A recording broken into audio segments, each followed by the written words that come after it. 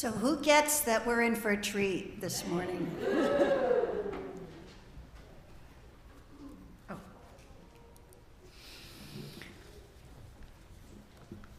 Welcome. Good morning, and welcome to First Parish Brewster. We are a Unitarian Universalist welcoming congregation of people of diverse philosophies and beliefs, people of various cultures and races, sexual orientations, gender identities, abilities, and socioeconomic backgrounds. Whoever you are, wherever you are on your path, may this be a place of rest and restoration on your journey. I'm Margaret Rice Meyer, your worship associate this morning, happy to be welcoming you to the service today with Twinks Hastings, our Director of Lifespan Religious Education, and our guest preacher and music leader, Meyer. Matt is, we're really lucky to have Matt. He is a lifelong Unitarian Universalist with a long background as a musician and worship leader for UU congregations. Matt lives in Boston, but travels as an itinerant worship leader, bringing the good news of Unitarian Universalism to hundreds of congregations all over the country, and don't we need that now? He serves as the Director of Operations for Sanctuary Boston, a contemporary UU worship community with rockin' music and engaging worship. Matt's children's story, Desmond Gets Free, was published last year, congratulations, as a book by Skinner House Press. It just recently won a Nautilus Award for Social Justice in Children's Fiction. To get a copy for a child, teacher, or any justice maker in your life, you can pick up a copy here at the meeting house after worship. Welcome, Matt. Our services are recorded and available on YouTube channel midweek. We do ask that all over the age of 4 mask while in our buildings. Please silence your cell phones. We ask that all wear their name tags or fill out the sticker name tags in an effort to be more welcoming. We also welcome the noises, movements, and mirth that little ones bring to our service. Our services are generally 60 to 75 minutes long. If you need to leave before then, you are welcome to use the doors at the rear of the sanctuary. For those of you who may be first-time visitors this morning, welcome. Are there any visitors who would like to introduce themselves?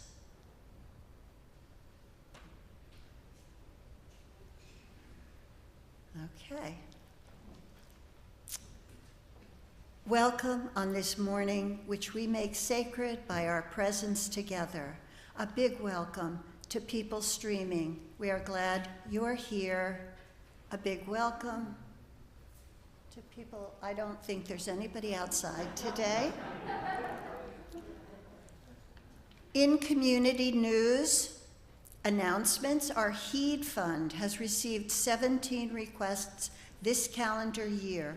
Because of your generosity, this fund has helped members of FPB UU and the wider community pay rent, buy food, pay for electric bills, and auto payments.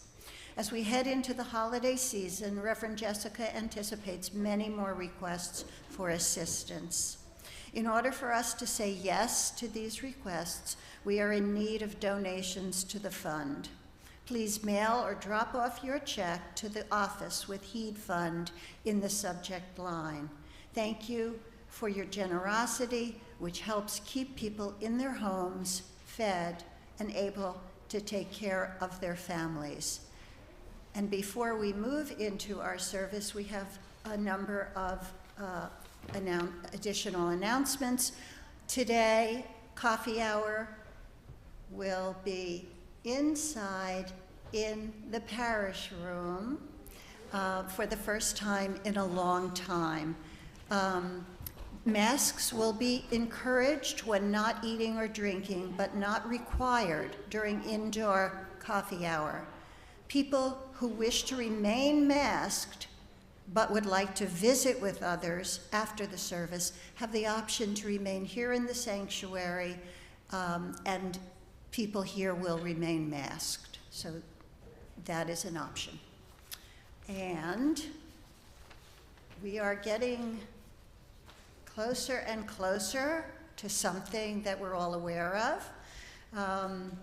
There are postcards from You the Vote that are on the plaza still today? No, in the parish room. In the parish room, there are postcards, packets of postcards that you can pick up and write them and return them within a week. We are down to the wire, and mailing dates are coming soon. This is an important project because with the November voting, many decisions, I can't read your writing. Many decisions may be made as to how our democracy works in the future. That's from Tav. And let's see what else we have.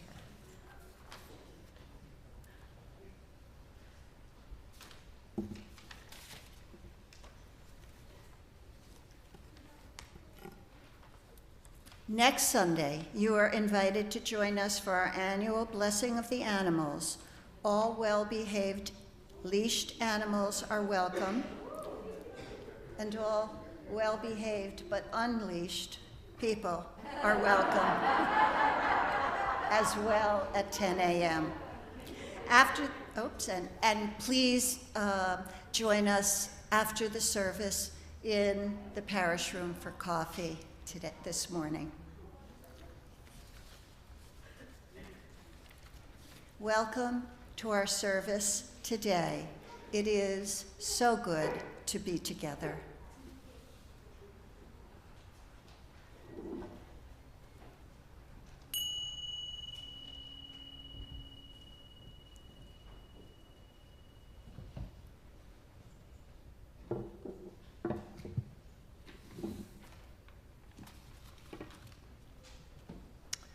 Our call to worship this morning is a song, so we will call each other to worship. It goes like this.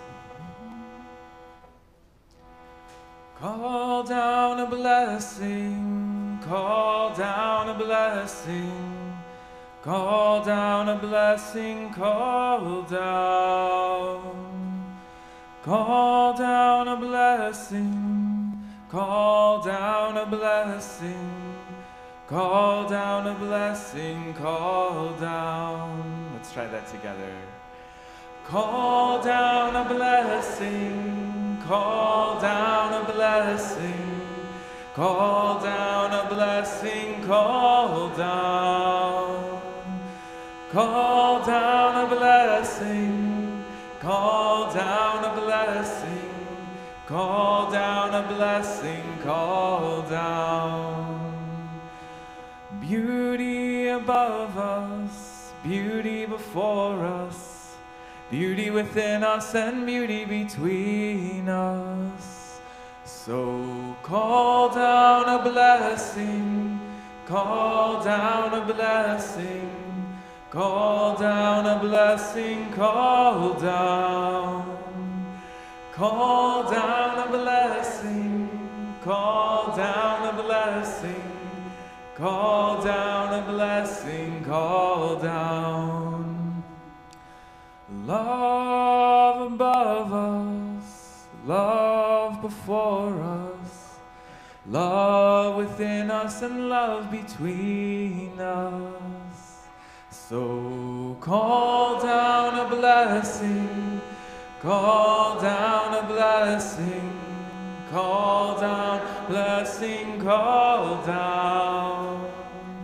Call down a blessing, call down a blessing, call down a blessing, call down. Sound good? Let's take a deep breath together.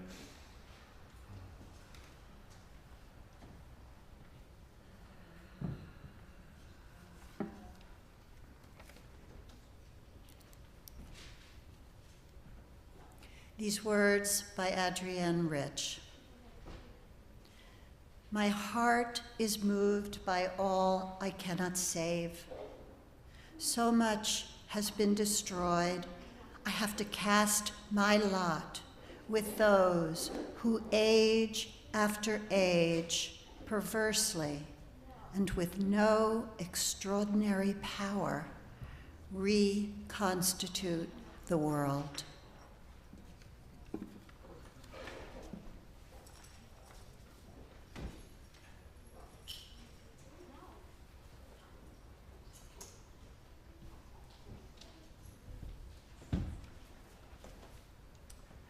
Our opening hymn is number 298, Wake Now My Senses. If you can read music, don't. We're going to do it a little differently, but the words might be helpful if you want to open up your hymnal. 298, I invite you to rise and body your spirit. You know, one of the reasons that you don't hear a lot of hymns on the radio is that they don't have a singable chorus. I don't know if we can make a recording today that could get on the radio, but we are certainly going to add a chorus, and it goes like this. Can we get the key? Oh, oh, oh. Is that the right key? Am I close? Oh, yeah. So let's try this. Oh.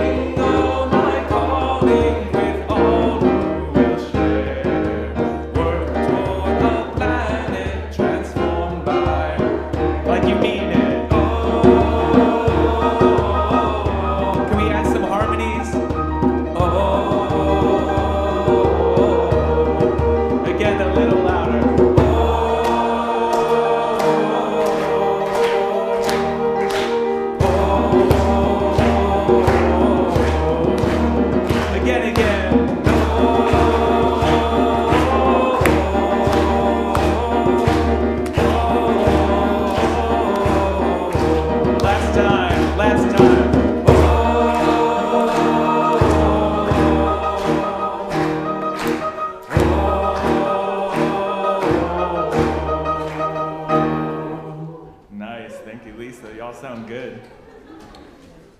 We invite you to remain risen for the affirmation. We believe in love. Love is the doctrine of this church. We believe in truth. The quest for truth is the sacrament. We believe in helping others. And service is our prayer. We believe in the sacredness of life, To the end that all souls shall grow into harmony with the divine. You may be seated, except I invite the children and young folks to come join me at the front for a story for all ages.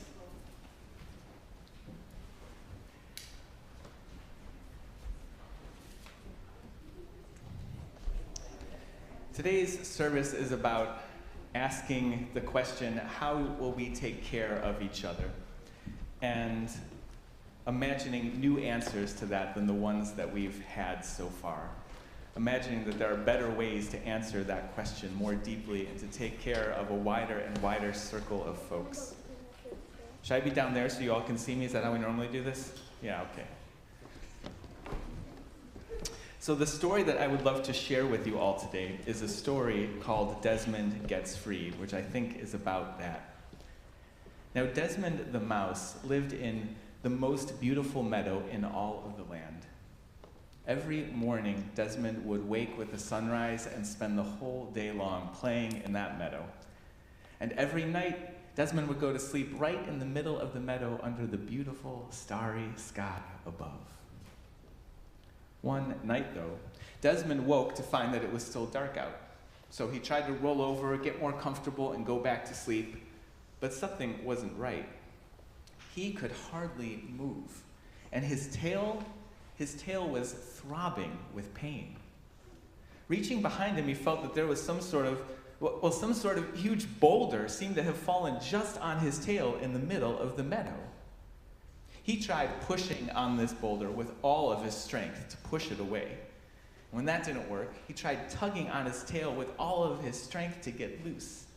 And he tried pushing and tugging and tugging and pushing over and over and over again. But it was no use. He was stuck. When he was just about out of breath, when he had just about given up, though, he saw another animal pass by through the meadow. It was a tall giraffe. And so he called out, "Oh, giraffe, it seems that a boulder has fallen just on my tail in the middle of the meadow. If you could use your powerful legs to just nudge it a few inches in the other direction, I could go free." Well, the giraffe laughed at Desmond the way giraffes do. "You silly mouse," it said. "That's no boulder that's fallen on your tail in the middle of the meadow. That is an elephant that's fallen asleep on your tail in the middle of the meadow." Well, good news, thought Desmond. In that case, if you could just gently wake him up and ask him to roll over, even just a few inches in the other direction, I could go free. "I don't know about that," said the giraffe. "I mean, surely you know what they say about letting sleeping elephants lie. I find it's best not to get involved in other animals' business. I find it's best to remain neutral in times like these." "Well," Desmond said, "I do not appreciate your neutrality." The giraffe wandered off, leaving Desmond alone again. So he tried shouting out as loud as he could to wake the giant elephant, but those giant elephant ears at the way other end of that giant elephant body, they were just too far away, and his little mouse voice was just too quiet. Again, he tried pushing with all of his strength, and then he tried tugging with all of his might, and then he tried shouting and pushing and tugging and tugging and pushing and shouting over and over and over again, till he had just about given up when he saw another animal pass by through the grass. This time it was a gazelle, and so he called out, "Oh, gazelle, it seems that an elephant has fallen asleep on my tail in the middle of the meadow. If you could just gently wake him up and ask him to roll over, even just a few inches in the other direction, I could get free." "I don't know about that," said the gazelle. "Surely you know what they say about letting sleeping elephants lie." I find it's best not to get involved in other animals' business. I find it's best to remain neutral in times like this. Well, the gazelle wandered off, and Desmond said, almost to himself this time, I do not appreciate your neutrality. One last time, Desmond tried shouting with all of his voice, and he tried pushing with all of his strength and tugging with all of his might, and he tried shouting and pushing and tugging and tugging and pushing and shouting over and over and over again, till he had just about given up for the last time when he saw another animal pass by through the grass. This time, though, it was another mouse. And when he called out, the mouse ran right over and introduced himself. He said, "My name is Nelson. What seems to be the problem?" Well, no sooner had Desmond explained this situation than Nelson ran all the way to the other end of that giant elephant body, and he shouted up to those giant elephant ears at the top of that giant elephant head, "Excuse me! It seems you've fallen asleep on my friend's tail in the middle of the meadow.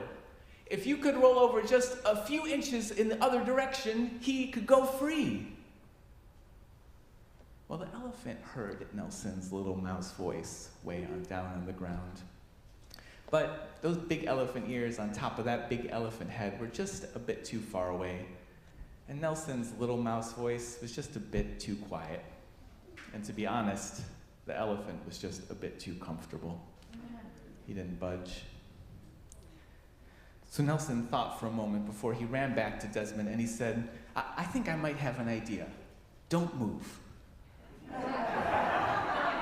And he ran off into the grass, leaving a confused look on Desmond's face. But just when Desmond was starting to get worried again, he saw Nelson come back through the grass. But he wasn't alone this time. He had found 3 other mouse friends. And each of them, they had done their job. They had each found another 3 mouse friends. And the whole group of them, they ran all the way to the other end of that giant elephant body. And one mouse, she climbed up on the shoulders of another. And another mouse climbed up on her shoulders, one by one, till they had a whole mouse ladder all the way up the back of that giant elephant head. And finally, Nelson climbed up on the shoulders of his friends, one by one.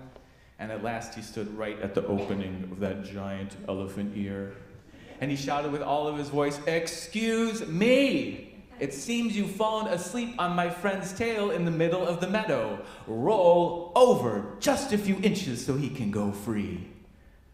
Well, his voice was just too close and too loud to ignore this time. And so the elephant said, "Hmm." But then he rolled over just a few inches in the other direction.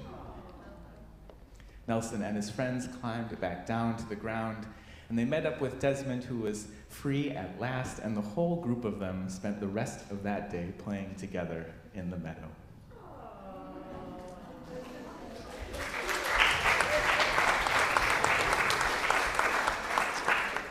Archbishop Desmond Tutu, who passed away just this year, had said, if you are neutral in situations of injustice, you've already taken sides. You've taken sides with the powerful, and you've taken sides with the oppressor.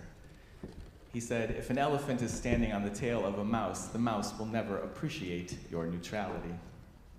Archbishop Tutu believed in a God who he believed took sides, who took sides with the orphan and with the widow and with the oppressed everywhere. In our Unitarian Universalist tradition, we may or may not believe in that same God, but we have covenanted together, we've agreed together to build a world of justice and equity and compassion, and that means imagining and working for a world that is very different than the one we see around us today.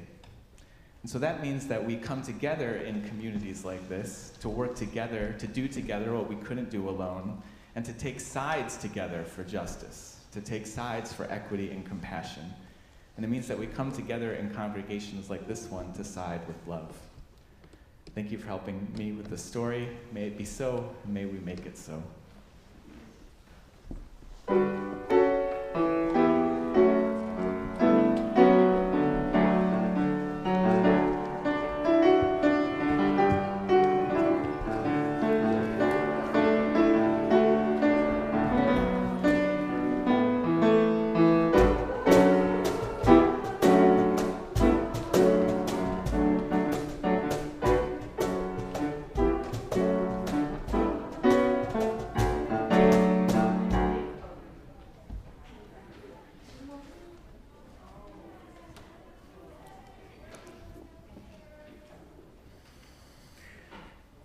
Dear ones, let's take a moment to breathe deeply. I invite you to take a moment to breathe and be present in this place. There is nowhere else you need to be for now, at least. Take a moment to breathe deeply and be present in this time. For now, at least, there is nothing else you need to do but to be here, to be together.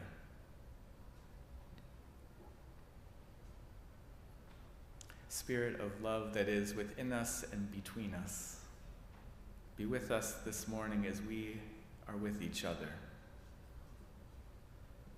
We arrive this morning, our hearts full, some of us full of gratitude, full of blessings, of a long week of small gifts, of big joys. Some of us arrive here weighed down, thinking of loved ones who can't be with us, struggling with illness or with loss.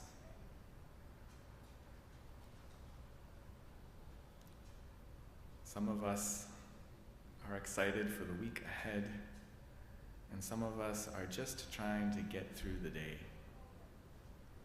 Love, be with us as we are with each other in the all of it. Love, be with us as we are with each other, imagining new futures, imagining better ways to take care of each other, practicing this complicated community. Love, be with us as we're with each other in the griefs and the gratitudes, in the sorrows and the celebrations. Let's join together in shared silence and reflection.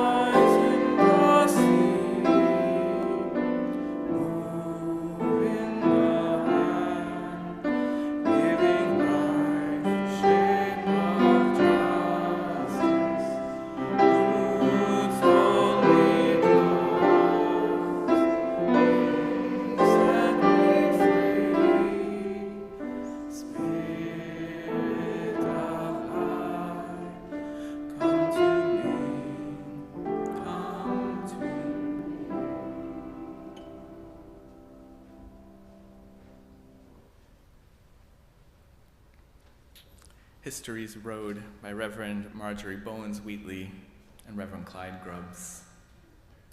The road of history is long, full of both hope and disappointment. In times past, there have been wars and rumors of wars. There has been violence and exploitation, hunger and homelessness, and the destruction of this earth. We have become a global village, with the growing realization of how fragile this earth is and how interconnected we are to each other and to all of creation. We cannot continue to live in the old way. We must make a change, see a new way, a way toward peace with justice and a healthy planet. And from James Baldwin, for nothing is fixed. For nothing is fixed forever and forever and forever. It is not fixed. The earth is always shifting. The light is always changing. The sea does not cease to grind down rock. Generations do not cease to be born, and we are responsible to them because we are the only witnesses they have. The sea rises, the light fails, lovers cling to each other, and children cling to us. The moment we cease to hold each other, the moment we break faith with one another, the sea engulfs us and the lights go out. And finally, by Patrice Kahn-Cullors, co-founder of Black Lives Matter. She says, while there is so much hell on this earth, so much pain, there is also this, a love we could not have predicted, but always imagined. A love that rocks us and a love that holds us. A love not ordinary.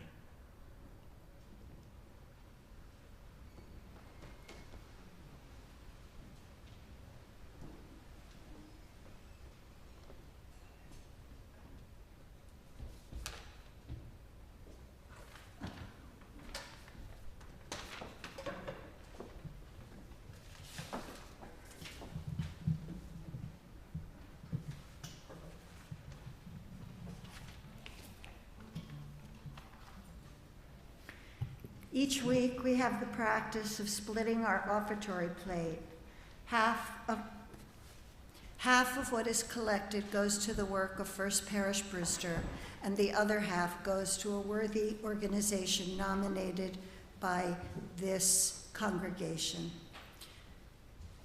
Today's split plate is with the Association to Preserve Cape Cod. For over 50 years, APCC has helped restore natural resources in every town, procured better environmental policy at the county, state, and federal level, and brought in millions of dollars to improve, protect, and preserve the Cape. APCC's landmark achievements have resulted in cleaner drinking water, preserved open spaces, and restored natural habitats on Cape Cod. There are several ways you can give today. You can text to give. The number is in your order of service. Or you can donate on our website, or you can make a check out to FPBUU. However you choose to give today, thank you for your generosity. The offering will now be gratefully received. Nothing is fixed. Summer turns to fall, and Johnny Mercer wrote a beautiful piece called Autumn Leaves, and that's what we're going to play for you now.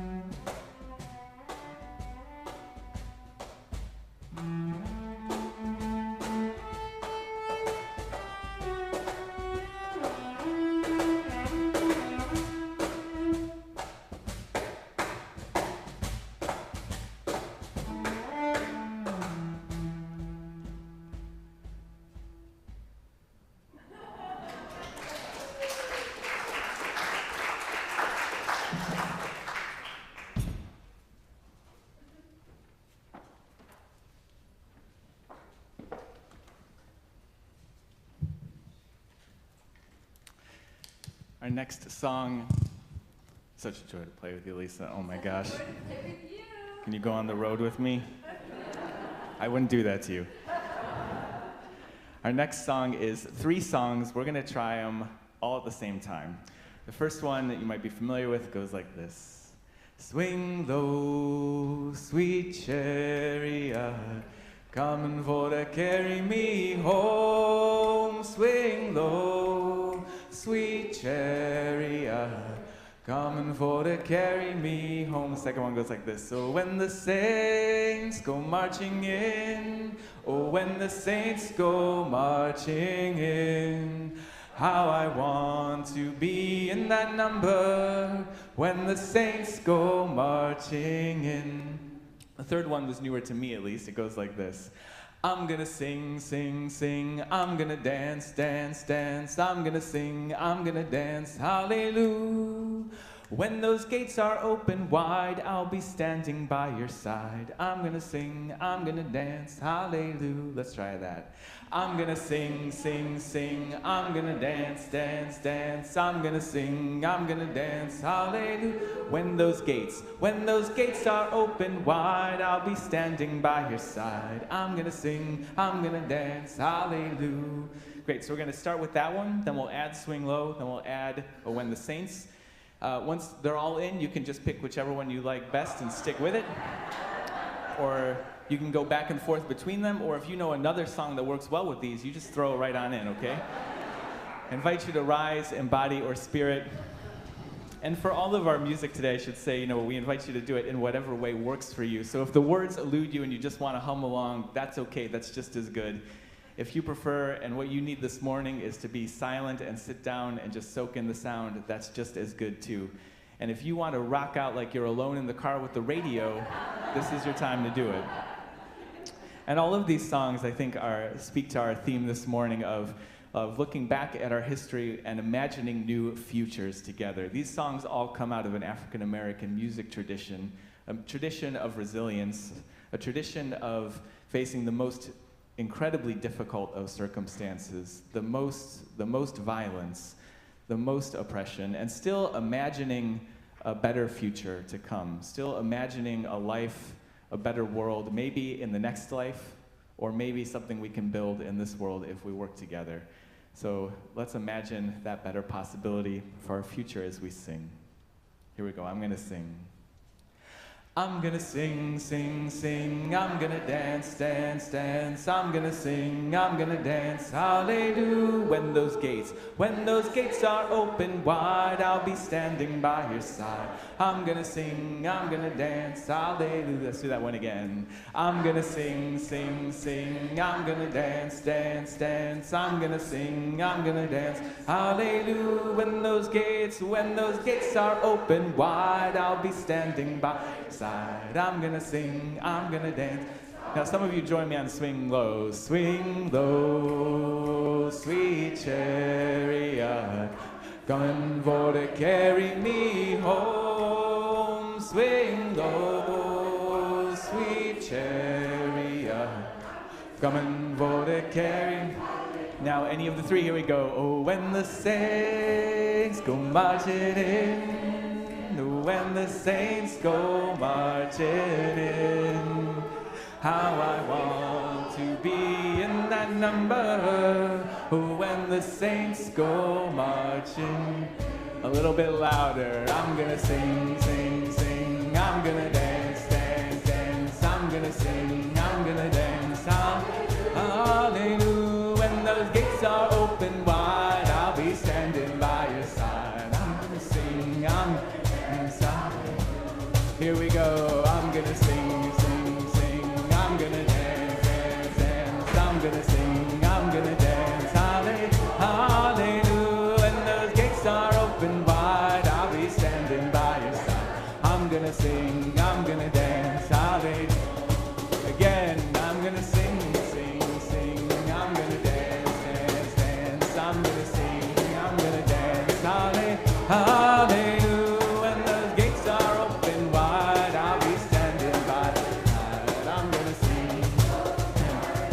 Sing out like you sing in the shower. And the saints go marching in.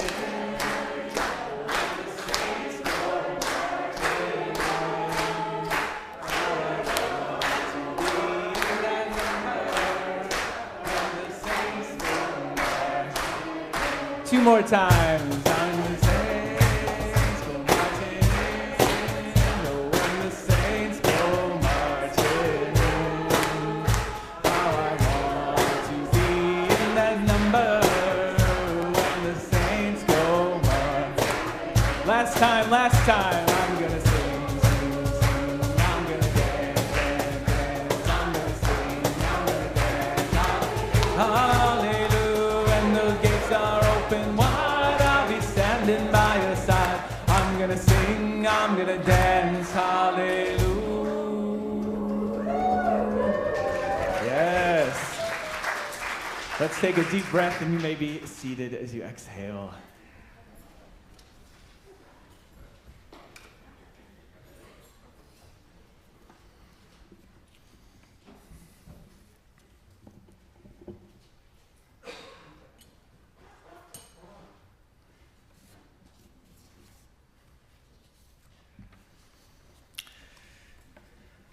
We are living in times of dramatic headlines.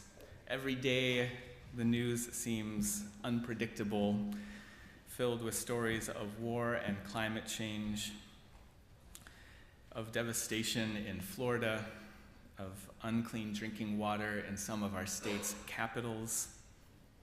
Behind the debates about peace and war, behind the debates about healthcare and policing and COVID and the right to choose, is this underlying question: how do we take care of each other? This is, of course, also a religious question. Sometimes I think it is the religious question. At the most basic level, when we need help and we need it fast, one of the most practical answers to this question is that we call an ambulance. When our health is in crisis, we call 911 and the paramedics hopefully arrive. Now, I grew up in a world where this was something to be taken for granted, but I was surprised to learn somewhat recently that paramedics haven't been around as long as one might imagine. And before paramedics, it wasn't really clear whose job it was to rush someone to the hospital when they were sick or injured. Before we had the system we have now, well, there wasn't really a system at all. This meant that sometimes it was the firefighters who picked people up to take them to the hospital. In some places, it was the local funeral home, which I'll be honest, doesn't feel great. I can only imagine having some horrible accident in my own kitchen and hearing someone in my housemate family call out, "Quick, Matt's down, someone call the funeral home." I don't love it. More often than not, though, it was the police who dealt with medical emergencies. The problem was, though, that neither the police nor firefighters, and certainly not the funeral homes, had any medical training beyond the most basic first aid. So their only job was to get people to the hospital as fast as they could, where treatment could then get started. This was an ongoing health disaster in our country, particularly for communities of color that were often ignored or harassed by those same police that were supposed to be helping them. Then in the 60s, the federal government published a paper about all of this, saying that as many as 50,000 deaths a year happened because of a lack of pre-hospital care. This report particularly named that someone who was shot was more likely to survive that being shot in Vietnam than they were in the United States, because at least in war, they had medics who were capable of going out into the field and beginning treatment. Now, I don't normally think of federal reports as my own theory of change about how things get better in the world. But in this case, it was a piece of the puzzle, because publicizing this report shamed the government into providing money to address this problem.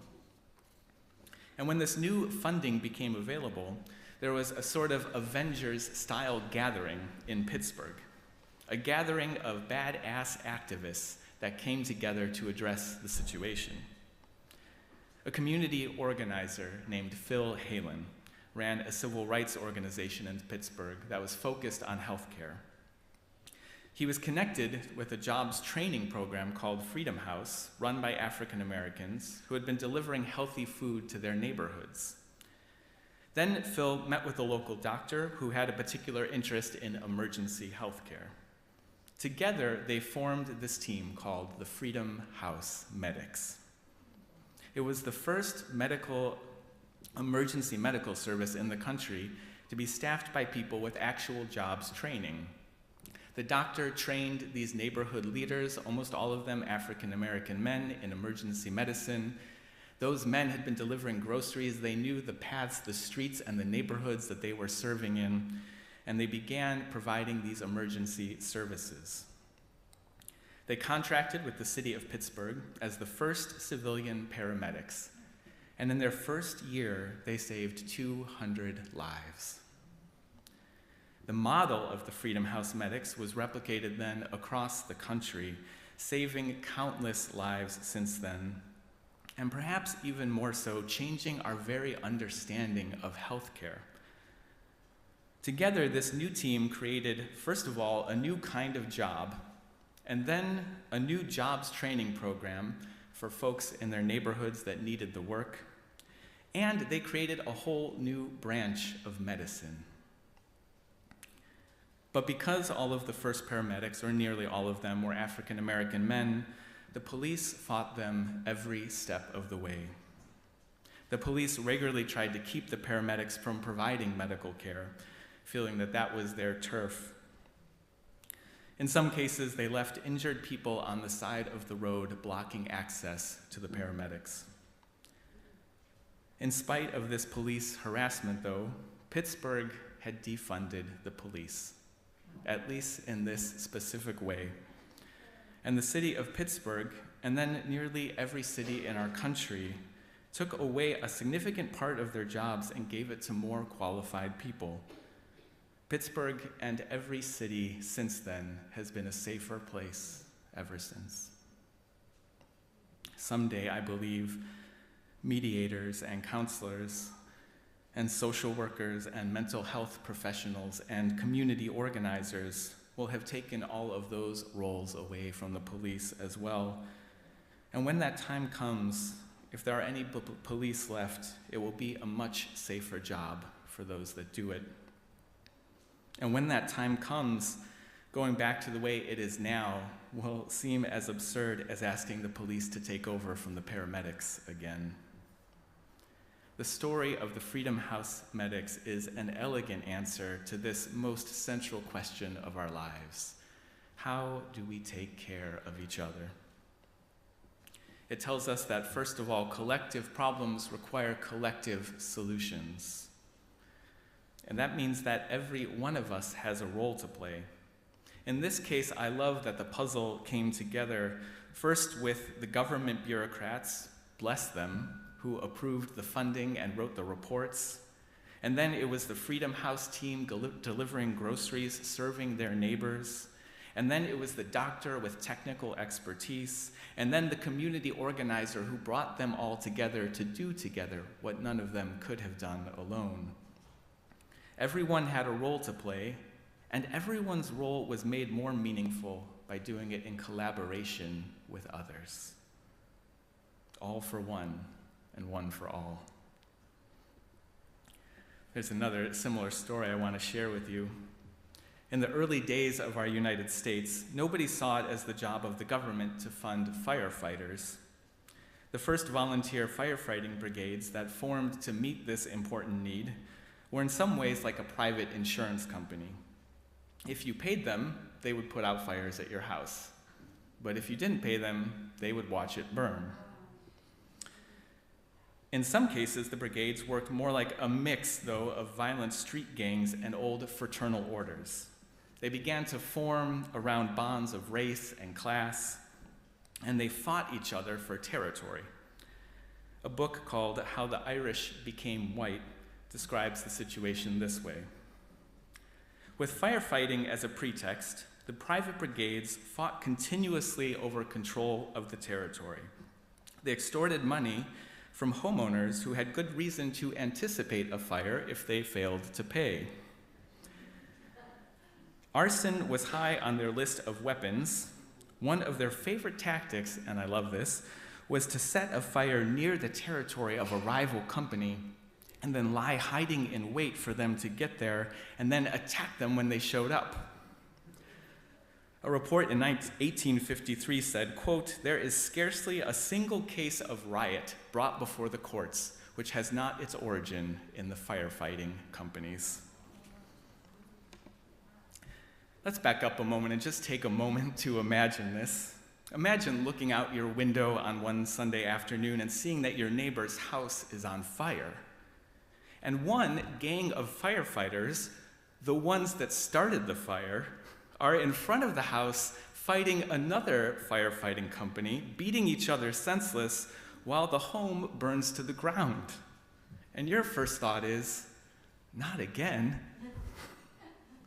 For some time, though, this was the best answer that we had as a society to the question of how do we care for each other when our neighbor's home is burning.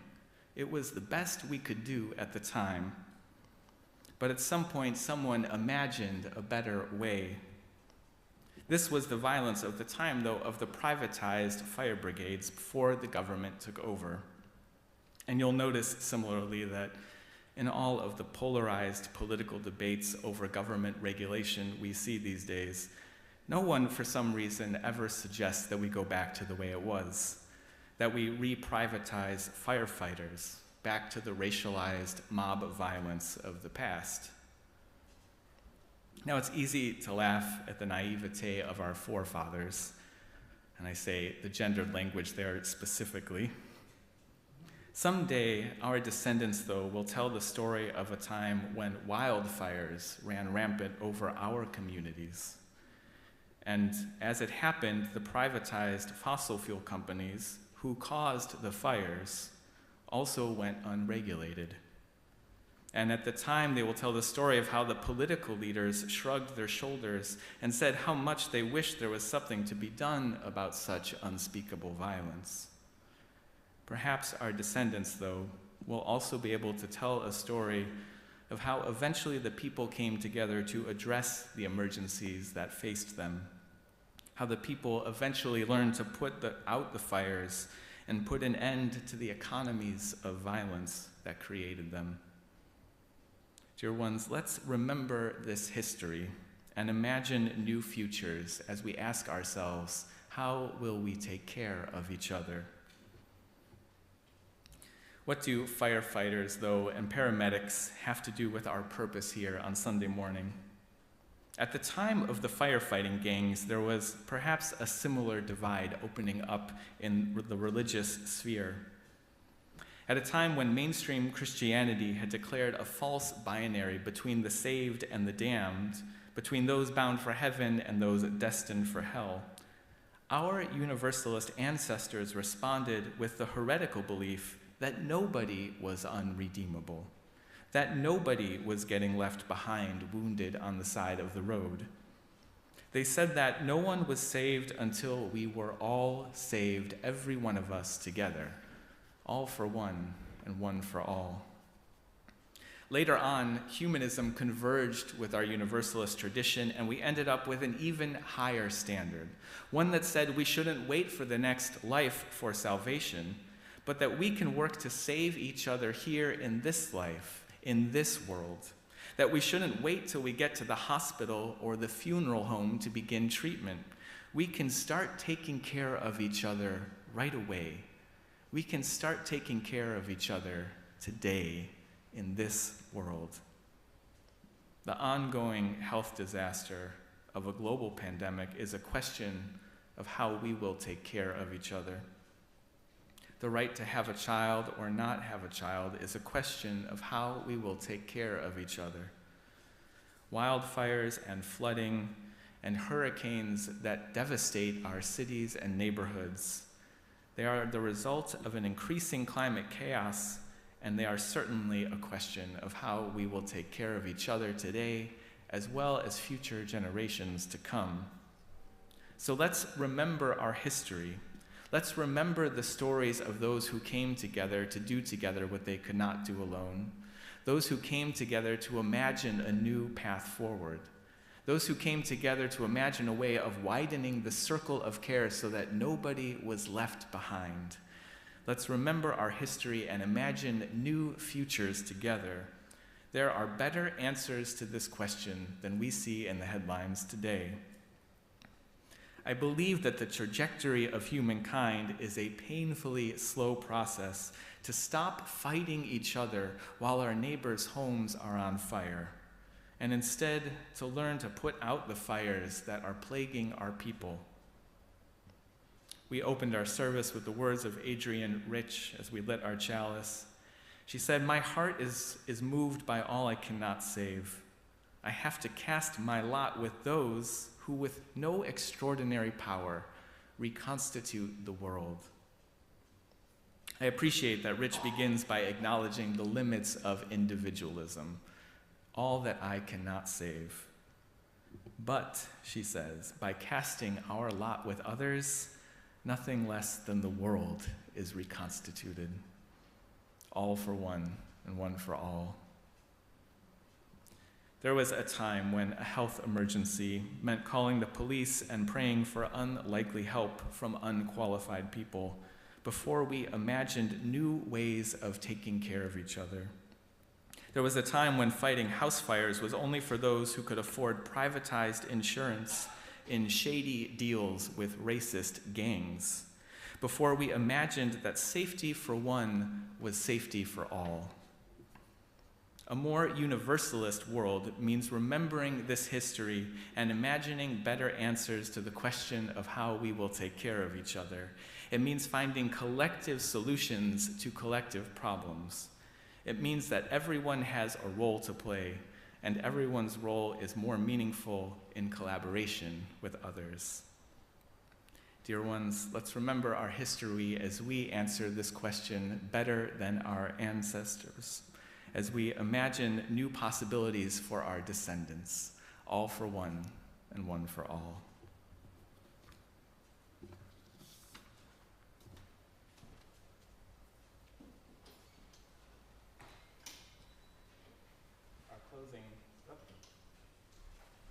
Hello, testing. Our closing song this morning is "Where You Go, I Will Go, Beloved." Give me just a moment here to get the drums.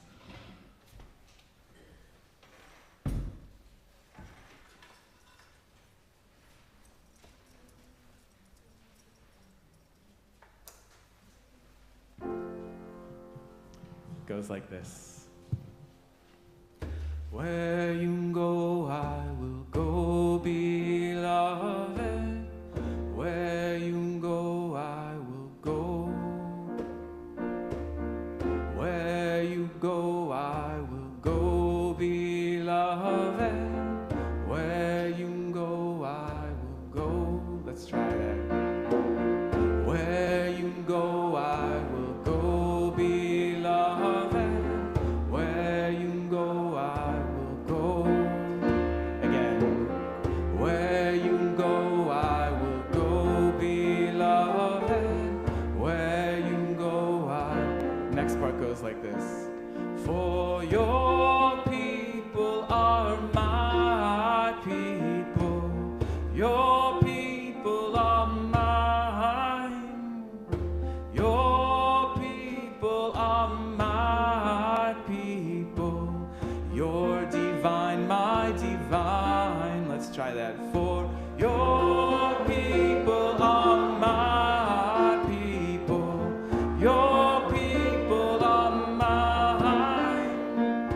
Your people are my people. You're divine, my divine. Where you go, where you go, I will go, beloved. Where you go, I will go. Where you go, where you go, I will go, beloved. Where you go, I will. For your people, for your people are my people. Your people are mine. Your people are my people.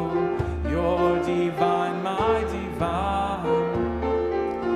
song comes from the book of Ruth, one of only 2 books in the Bible named for a woman. Ruth is married into this family, but then her husband passed away. And she's speaking to her mother-in-law, Naomi, whose husband has also passed away. Both of them are finding themselves very alone in this patriarchal society. And her mother-in-law, Naomi, is about to go on a very long and very dangerous journey, one that she knows she might not return from. And Ruth is asked to go with her. Naomi says, "You don't have to do that. We're not related by blood. You don't owe me anything." But Ruth says, "No, your God is my God. Your divine is mine. We're together and we're family now, and so I'm going to go with you." In Unitarian Universalism, again, we may or may not share a belief in that same God, but we are bound up by a covenant to build that world of justice and equity and compassion. And so that means that we've covenanted to travel together, even when the journey is long, even when the journey is risky, even when the world has too much violence and uncertainty around us. But in traveling together, we can find a way forward. I invite you to rise in body or spirit.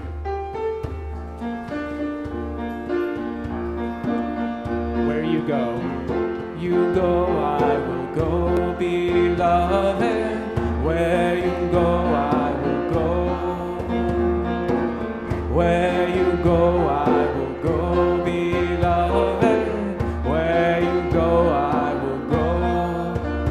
For your people are my people. Your people are mine. Your people are my people.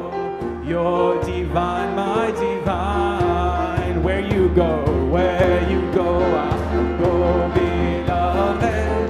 Where you go, I will go. Where you go, I will go, beloved. Where you go, I will go. For your people.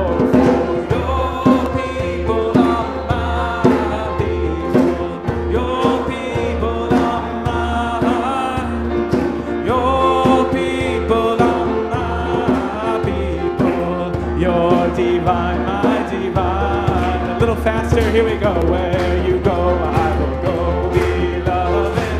Where you go, I will go. Where you go, I will go, beloved. Where you go, I will go. For your people are my people. Your people are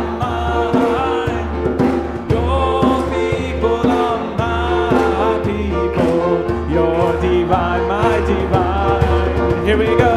Where you go, I will go, beloved. Where you go, I will go. Where you go? Where you go, I will go, beloved. Where you go, I will go. Where you go? Where you go, I will go, beloved. Where you go, I will go. Where you go? Where you go, I will go, beloved. Where you go, for your people are my people. Your people are mine. Your people are my people.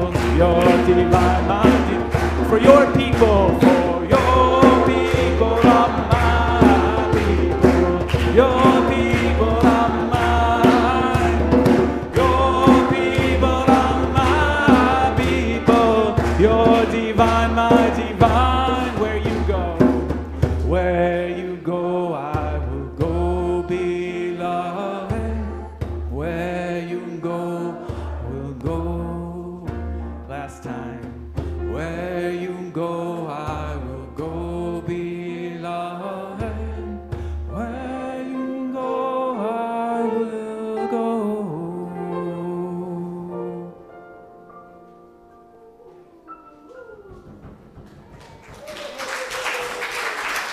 That sound good. Beloveds, nothing is fixed.